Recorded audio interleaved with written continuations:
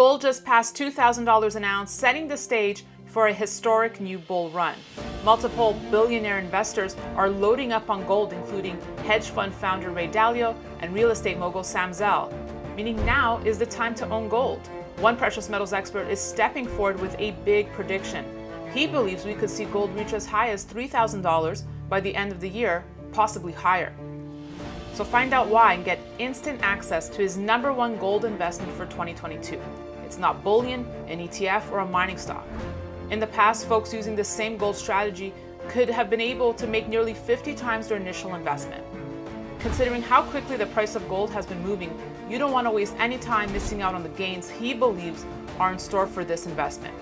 So to get a copy of his new free report with all the details, simply go to 2022goldmania.com. Again, that's 2022goldmania.com for a free copy of his new report. Hi, this is Daniela Cambone, and welcome back to Stansberry Research. My guest today is a lawyer, an economist, an investment banker, and a multiple New York Times best-selling author. He's also one of our favorites whenever he comes on our show. It's always great to speak with him. Please welcome back Jim Rickards. Jim, always good to be with you. Nice to see you. Thank you, Danielle. Great to be with you. So, if I have your blessing, Jim, there's two different topics I want to cover with you today. So this will be a part one and a part two. Part one, I'd like to begin with your recent thoughts on Russia, and then part two, for the folks at home, we will be tackling the issue of inflation. But I'd like to start by getting your thoughts, obviously, on Russia and Ukraine, and something that you recently wrote, that what happens in Russia doesn't stay in Russia. Russia may be the first victim of U.S. sanctions, but the entire world will pay the final price. Now, there's a lot to unpack here, so that's kind of where I wanted to start with you today, is that the buck doesn't stop here, right? These are repercussions that will be felt for how many years, Jim? Well, the repercussions may be felt for 10 years or longer, but the immediate impact is going to go well beyond the so-called sanctions. What the point I was really making was, we're slapping sanctions on Russia. Russia is hitting back with some retaliatory actions, and it's pretty easy to look at the direct impact of that, but there's second order and third order effects that will pop up all over the world and could very quickly get out of control.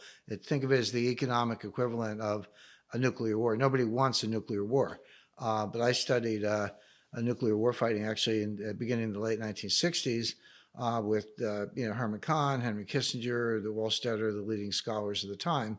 And they had different theoretical views. A lot of it was game theoretic. Fortunately, we didn't actually have a nuclear war. But the one thing they all said in common, the one thing they all shared, was don't go there. And what they meant was that nobody wakes up and says, oh, gee, I think I'll start a nuclear war today. What a good idea. That never happens. What does happen is you get into an escalatory situation, back and forth, where you're escalating and escalating, and you end up in a nuclear war. You never intended it, never started out that way, but you end up there through escalation. Now take that, and that is good analysis, take that and apply it to what is now, I would say, the first full-scale economic war, sanctions war. We've had sanctions for a long time. I mean, going back to at least the 70s with Iran, but even before that, I mean, FDR put sanctions on Japan in August 1941, and then 5 months later they bombed Pearl Harbor. So the not coincidence, but the coexistence or interaction of economic sanctions and kinetic warfare is nothing new. So we've had it before. Nothing on this scale. This is unprecedented in its scope and application. And my only point is the effects of this are going to not just last a long time, yes, but they're going to pop up in very, very unexpected places. And Danielle, one thing quickly before we jump into this, obviously, economic sanctions, economic warfare are among my areas of expertise. I've done a lot of it for years, but I do a seminar for kind of mid-career big thinkers in the military, run by the U.S. Army War College, but it involves all branch, and I teach the seminar in financial warfare. So it's kind of my topic, but I don't want to, overlook the human tragedy and the human cost and the civilian casualties from what's going on in Ukraine. So when I talk about economic effects, I'm not either unaware of that or unsympathetic. We certainly all pray for the victims of this, but you know, that's on the news every night. We get enough of that, but I don't think the economic side of it, which is our subject, is not that well understood. Yeah, and you're right. Or oftentimes it's just kind of brushed aside, like, oh, there's economic sanctions, and we don't really understand what that really means. But before we unpack that and really go and take a deep dive there, the beauty of Twitter is that you can look back in history, and there's a tweet of yours that came up from 2015, Jim, because you're talking about how these things don't brew overnight. And back in 2015, this is the soothsayer that you are, you had written or tweeted, Russia is arming Ukraine rebels and U.S. is preparing to arm Kiev. So we'll have a nice little U.S.-Russia proxy war soon, just like #Vietnam. Did you expect anything like this? I did. Let me make the point. There was never a war that was easier to prevent. There's never been a war that's easier to prevent, and there's never been a war that's easier to end. You could end this war in 48 hours or less. Having said that, I did expect that through a series of policy blunders and escalation, in this case, military escalation and political escalation, that this war would take place. And thank you for mentioning that, Danielle. That's from 2015. Go back to 2011, my first book, Currency Wars. The first two chapters of that are an economic war game. And then later in the book, around on page 250 or so, I have a whole section on Ukraine, Russia, and natural gas. So this has been brewing for a long time. You can go back to the 2008 Bucharest Declaration, but if you wanted to pick one thing and say, hey, when did this thing take a turn for the worse, Right. so that we were on a path to war? That was the color revolution sponsored by Obama and Biden, which was a coup d'etat. I mean, the president of Ukraine at the time, he was pro-Russian.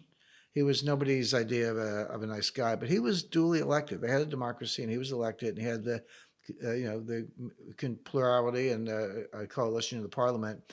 And Obama set out to depose him, and they did. And they put in Poroshenko, who was a U.S. puppet. And at the same time, like 2 months after the color revolution, 1 month before Poroshenko, Putin took Crimea. He said, okay, that's how you want to play. Fine. You move away from neutrality, move towards NATO. I'll take Crimea, your move. And then there was nothing. Putin didn't take one square inch during the Trump administration, because Trump is highly unpredictable, but put Biden back in, who was part of the original Obama-Biden team, and here we are again. So you could easily see this coming. Yeah, that's an interesting point that I want to get back to. If the Russians had, the propaganda to put Trump in power, why wouldn't he have done it under Trump? Because they didn't have the propaganda to put Trump in power. That was a lie concocted by Hillary Clinton, pursued by the Democratic National Committee. And, if I'd said that, well, I did say that 6 years ago, but when you said it 6 years ago, you were disregarded as a kook. But now, through multiple investigations, reports, that information is out there. In fact, it's worse than that. Not only was the Trump-Russia, collusion hoax, which has been thoroughly looked at by congressional committees, the Department of Justice Inspector General, the Mueller Commission. Everybody looked at it. Bipartisan, independent, all said the same thing. It was a hoax. It was a fake dossier. It never happened. So not only was Trump not in Putin's pocket, he was the only one who stood up to Putin in such a way that Putin didn't take one square inch of territory. He took Crimea under Obama. Now he's taking kind of half the country under Biden. Didn't take anything under Trump. So that completely debunks that. But just to take it one step further, who is in the pocket of the Ukrainians, at least? And the answer is Joe Biden, because of Hunter Biden, who made millions of dollars from Burisma, their large natural gas company. Ukraine is ranked in the low 90s of the most corrupt countries in the world. In other words, it's at the bottom on a corruption list, with the most honest countries being on top. Ukraine is very close to the bottom. It's the most corrupt country in Europe, one of the most corrupt countries in the world.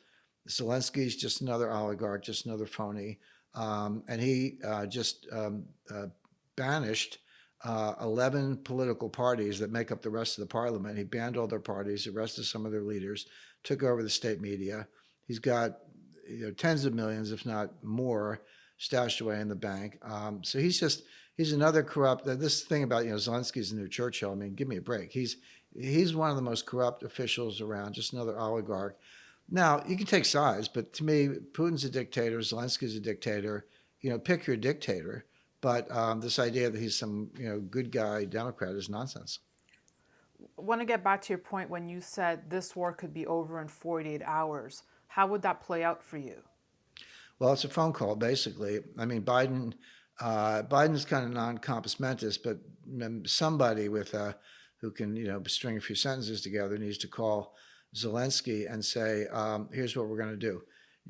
You're not going to join NATO. We'll get the NATO Secretary General, John Stoltenberg, to say that. You need to say it, and the U.S. will say it. So you're not going to join NATO. You're not going to join the EU. You can be independent in the sense of being autonomous, but you have to be neutral." And there are plenty of models for this. Finland during the Cold War, Austria during the Cold War, potentially Ukraine today. There's when you've got two great powers, whether it's the U.S. and Russia or the U.S. plus Europe and Russia confronting each other.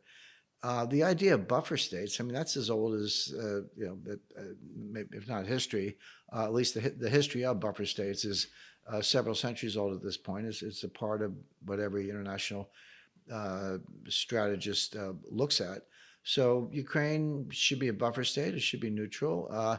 That way Putin has no reason to invade, and we have no reason to try to push the borders of NATO to a point slightly east of Moscow, which Moscow hasn't been attacked from the east since Genghis Khan. Let's talk about the economic war once the kinetic war, as you say, is over. And you say Russia's not a punching bag that takes hits without hitting back. You cite, for example, Russia will be teaming up with China to roll out the Chinese credit card system for Russian consumers. This comes after Visa and MasterCard ended all business with Russia. Their efforts won't end there. So let's start with that. How we might see this power play emerge between China and Russia, or this teaming up, this partnership. Right. Well, let's start with the sanctions and then pivot over to how China can replace a lot of other points of contact in terms of the Russian economy. These sanctions will not work to stop the war or slow the war or change the outcome of the war. Now, they absolutely punish the Russian economy. Yep. They punish Russian individuals, consumers, Russian citizens. They're going to have fewer options, more expensive goods. Their economy is going to slow down. Unemployment will go up. The ruble is devalued. All those things are true. But they're also true in the United States. We're going to punish Americans far worse than the Russians. We're already seeing, I took a long trip yesterday. I filled up my car with gas at the end of the trip. It was $76. It used to be $45 to fill up my car. Now it's Yeah. $76. Not quite doubling. Well, multiply that by 200 million cars and every consumer in the United States and elsewhere in the world. You're seeing the impact of this already. It's not like, oh, gee, it's coming. It's already here. It's going to get a lot worse. And when I say a lot worse, I'm not just talking about prices in the grocery store, which are going to go up a lot. They have gone up already. I mean, the inflation's already here. Watch what's going to happen. Ukraine's kind of one of their nicknames is the breadbasket of Europe. They provide about, Russia and Ukraine together provide about 25% of the grain exports in the world. And, pick your country, but when you get to Africa, there are countries in Africa where they get almost 100% of their grain from Ukraine. Lebanon gets 100% of its grain from Ukraine. Those people are going to starve because the Russians have taken over the Sea of Azov. They're working on the Black Sea ports. Odessa's the big one that's left, but Odessa's in their sights. That'll be a month to 6 weeks away because they got to finish up Mariupol and connect the line from Kharkiv to Donetsk and then extend through Crimea. So they have a lot of work to do in the south and the east to consolidate that. But then they'll turn and Kiev's last. Everyone's like, oh, gee, Putin had a 3-day blitzkrieg in Kiev and he didn't do it, so he's failed. That's not true. Where did that come from? That's a Western propaganda narrative to set up Putin as a failure. That was never Putin's plan. Have you seen the Russian battle plans? I haven't, but I know what they're doing just by looking at their operations. Kiev is last on the list. They want to get Odessa first, but when they do, and this may already be the case because the Russian Navy is in the Black Sea, there are not going to be any exports from Ukraine, and the U.S. has banned most exports from Russia. And Russia has retaliated by saying, we're not going to export you anyway, even if you didn't have a ban. You're on our banned list. So, but you take 25% of the world's grain exports off the market, Tell me what that does to the price of wheat. And by the way, wheat's not just a loaf of bread. Most grain is used to feed livestock. So it goes straight through the price of pork, chicken, beef, etc. You're looking at things doubling or more. And then yeah, that's if you can get it. Then behind that are shortages. Now, we had a supply chain breakdown before any of this started. The supply chain has been breaking down in stages over the last several years.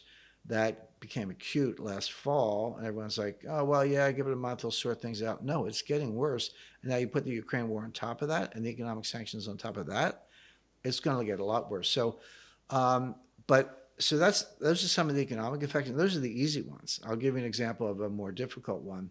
So, we kicked Russia and their 10 biggest banks out of SWIFT. That's you know what that is. That's the worldwide uh, banking telecommunications facility. So you can't use SWIFT to move money around. Kick them out of the dollar payment system. Did a long list of things. Can't trade Russian bonds, can't receive, can't send, etc. Well, the other day, the Central Bank of Russia paid dollar interest on their external dollar denominated bonds. And everyone's like, wait a second, I thought we had sanctions. I thought we'd kicked them out of the system. Here, Russia's paying, now they have about $150 billion of external dollar denominated debt. They had a big payment coming up, interest payment, and they paid it. Like, how did that work? Well, two things. Number one, people, you got to read. I've actually read all these sanctions. There's a couple hundred pages at this point, but in the fine print, a lot of these things have delayed effective dates. They were issued in late February, early March, but they had 30, 60, or 90-day delays in the effective date, depending on the sanction. So most of them aren't even in place yet. Number one. Number two, somebody at the Treasury finally woke up and said, well, wait a second. If we tell Russia they can't pay the debt, who loses from that? They keep the money, and our bondholders, it's American bondholders who lose money. It's the creditor who loses out when the debtor can't pay. Where are those bonds? Well, you'd be surprised. A lot of them are in BlackRock. They could be in someone's 401k. Like, I didn't buy any Russian bonds. Well, did you buy an emerging market ETF from Morgan Stanley? Because there could be some Russian bonds in there. I mean, take a look. But my point is, this is where, when I made the comment, what happens in Russia doesn't stay in Russia. When you tell the Russians that they can't pay their debt, and so debt starts defaulting all over the world, you don't know where it's going to pop up.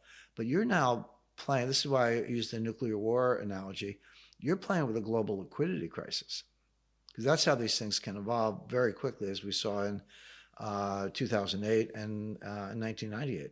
There's also now, in terms of more sanctions, proposed legislation in the U.S. Senate to freeze gold reserves held by the Central Bank of Russia. But you say, good luck with that. Because that is one question that I was thinking, like, why wouldn't Russia, or would they sell some of their gold to get out of this mess? Well, the only way to freeze gold reserve, we talk about physical bullion, by the way, that they have in Russia. Apparently, some of it's outside of Russia. I don't know exactly how much, but some of it may. It's foolish to leave your gold with the Federal Reserve or the Bank of England, because that's just, might as well just sign it over to the exchequer. But most of it's in Russia, but some of it is not. But the only way to freeze the physical bullion in Russia is to leave it out in the cold, because that's the beauty of physical bullion, which is it's not digital, it's not in some account, and you can't freeze it. Now, what they did, just to be a little bit technical, Daniela, the pending legislation says, well, yeah, we can't actually seize the gold without sending the 101st Airborne into Moscow, which, of course, we're not going to do. But if you sell the gold, we're going to freeze the proceeds. So it immobilizes the gold. It's actually what Goldfinger was doing in that old James Bond movie from 1964. Everyone, at least in the movie version, everyone thought Goldfinger was going to take the gold out of Fort Knox. That was not the plan. The plan was to make it radioactive so it couldn't be used, and then that way he could corner the market. So what we're saying is, if you sell the gold, we're going to seize the proceeds, so therefore you can't sell it, therefore it's no good to you. That has some impact, but it's not exactly true, and here's why. You can put that gold on a plane, fly it to China, and unload it in a secure PLA Air Force or Air Wing base in China, and use it to pay for whatever you want. So you can. It's either barter, or if you want to say gold is money, which is how I look at it, it's just delivering the cash in gold form. So getting back to the point about this, Russia China teaming up, I mean, or other countries now looking outside of the U.S. We already see it with Saudi Arabia in discussions to start using the Chinese yuan. What's the next step? Let's talk about, does this fast track the digitalization of coins coming down the road here, Jim? Well, yeah, I mean, I point out that the dollar has been a cryptocurrency since at least 1979. That was the last year the Treasury issued a paper Treasury note, like you had a note. Maybe somebody's grandmother still has an old one in the attic, but they had little, almost like stamps, like you peel off a coupon and take it down to the bank and get paid. That the last time they did that was 1979. So the dollar's been digital and message traffic has been encrypted since around 1980.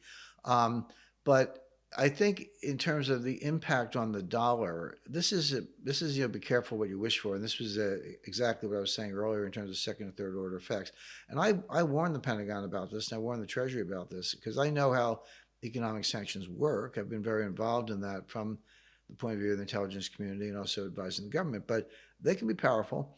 But if you use them too much and too broadly, they actually lose all their impact because the people you're targeting say, well, okay, no mas, I'm out of the dollar system. You've done it one too many times. And this is an example of that. We've never frozen a central bank before. We have now.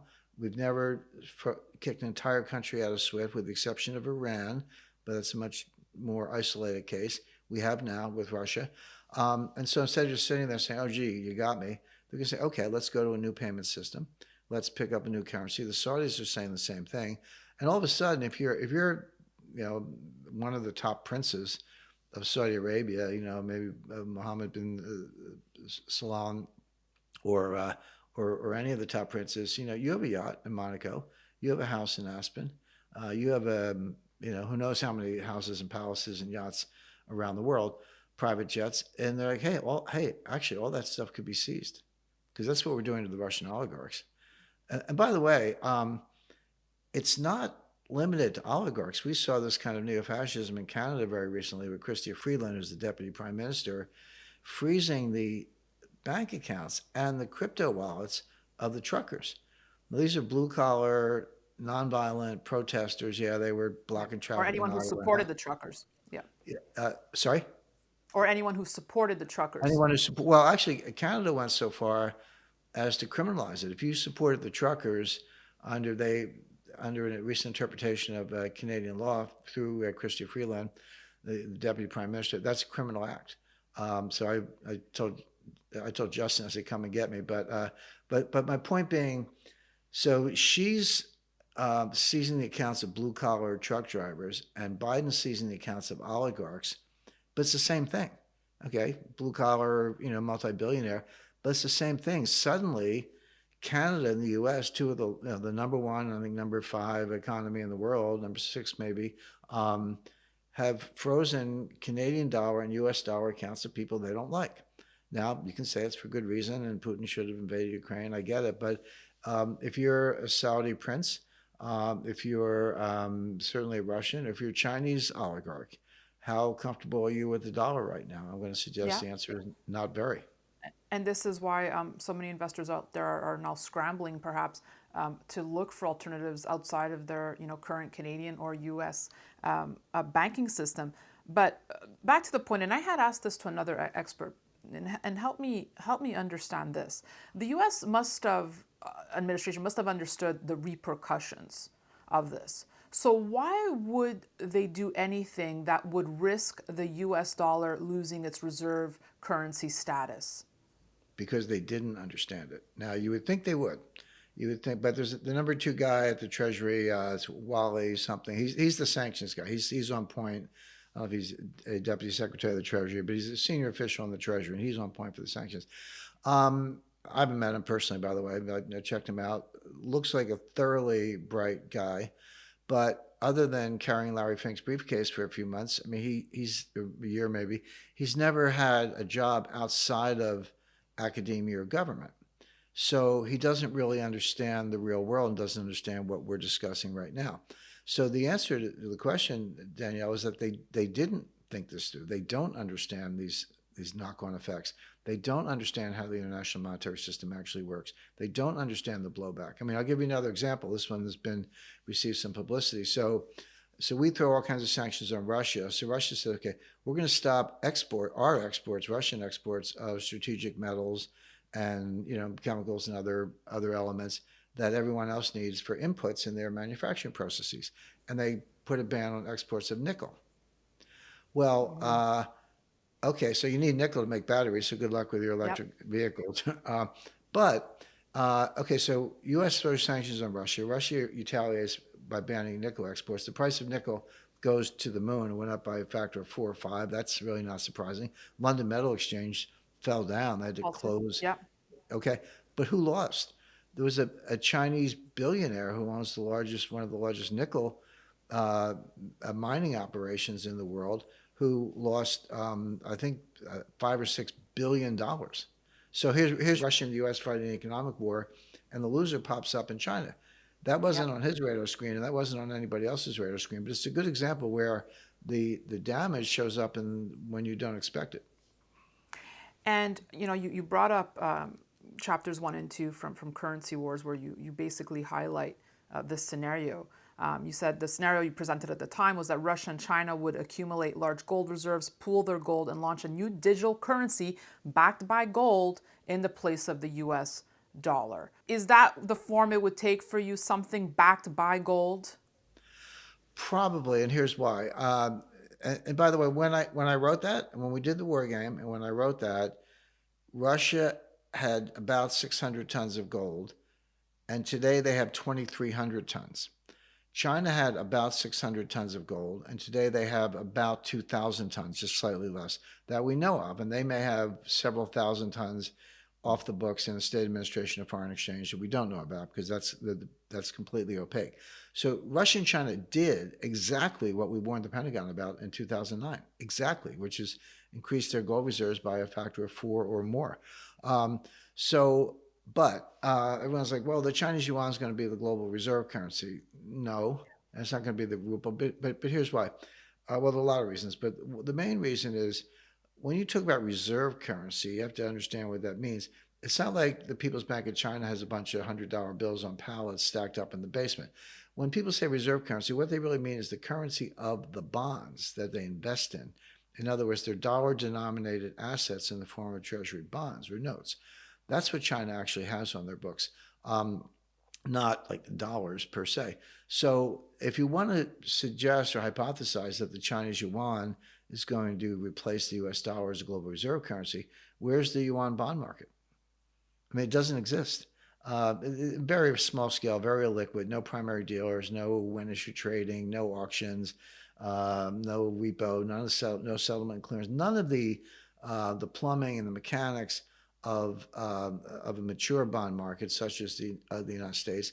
And above all, they don't have a rule of law. I mean, at least if somebody reneges on a treasury bond, you can sue somebody, but you can't do that in China. So the absence of the rule of law, number one, the absence of the infrastructure, the plumbing, for want of a better word, are two reasons why the yuan and certainly the ruble will not replace the dollar as a reserve currency. However, what I was hypothesizing then, and I'd come back to this, is you can create a brand new currency that does have all that stuff. And in my example, they used a Swiss bank, UK law, put the gold in a third-party depository. If you wanted some of the new currency, you could deposit your own gold and get some of the currency or trade with them or run a surplus. So it was a replacement system, but you would need the gold to instill confidence. But they don't. They don't have bond markets, so they're not going to have them soon. So the yuan and the ruble aren't going to replace anything.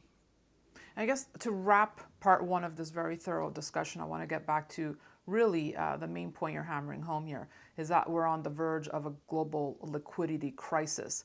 How does that domino effect play out? How far are we from this really erupting to that global crisis, Jim? Does it happen exponentially from here? Does it take a few years? Where are we at? It's more the former. We are uncomfortably close. Now it's impossible to know exactly how close because it's a complex dynamic system, and you can make very good predictions on complex dynamic systems as to the magnitude of the crisis. But it's very hard to get the exact timing. But because you never know what thing is going to trigger it. But I can say that we're uncomfortable because now we've been there twice before in recent years. 1998, we came within hours of shutting every market in the world. That began with a Russian default, by the way. August 17th, 1998, Russia defaulted on their external debt, and the ruble was grossly devalued. That started a global liquidity crisis, went around the world, ended up in my lap at Long-Term Capital Management, where we had $1.4 trillion of derivatives. And everyone goes, oh, long-term capital, you guys lost a lot of money in Russia. We didn't. We lost maybe $100 million in Russia, but we lost closer to $4 billion on everything else because in a liquidity crisis, people sell everything. It's not a question of, do you have Russian bonds? It's like, no, they sell everything. Spreads widen, not enough collateral, margin calls, people being blown out of their positions. That's what a global financial crisis looks like. We cured that with a $4 billion all cash injection sponsored by the Federal Reserve and two rate cuts, one on an emergency basis by Alan Greenspan. We got through that, but we came within hours of shutting every market in the world. Same thing in 2008. We all know, September 15, 2008, Lehman Brothers. Okay. People don't realize that, Morgan Stanley was days away from failing. Goldman Sachs was days away from failing.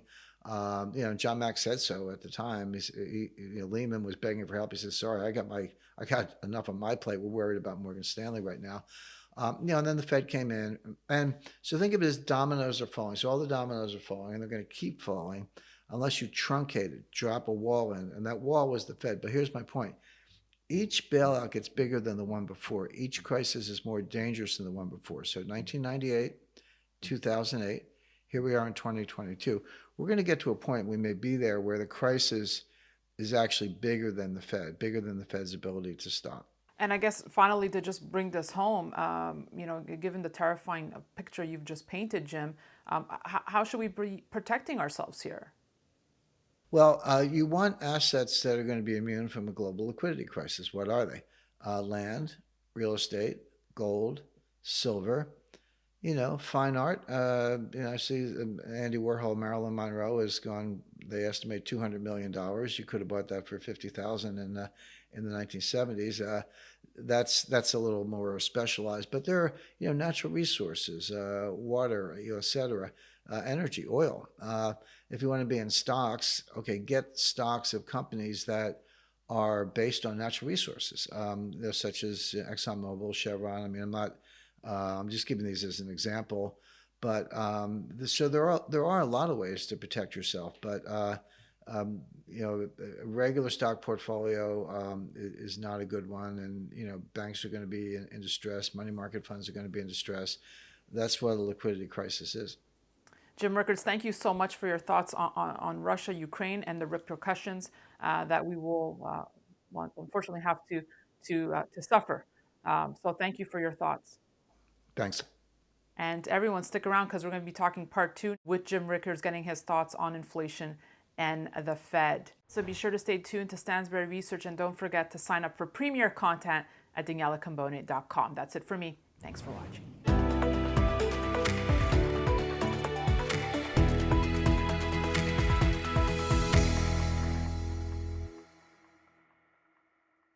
Opinions expressed on this program are solely those of the contributor and do not necessarily reflect the opinions of Stansberry Research, its parent company, or affiliates.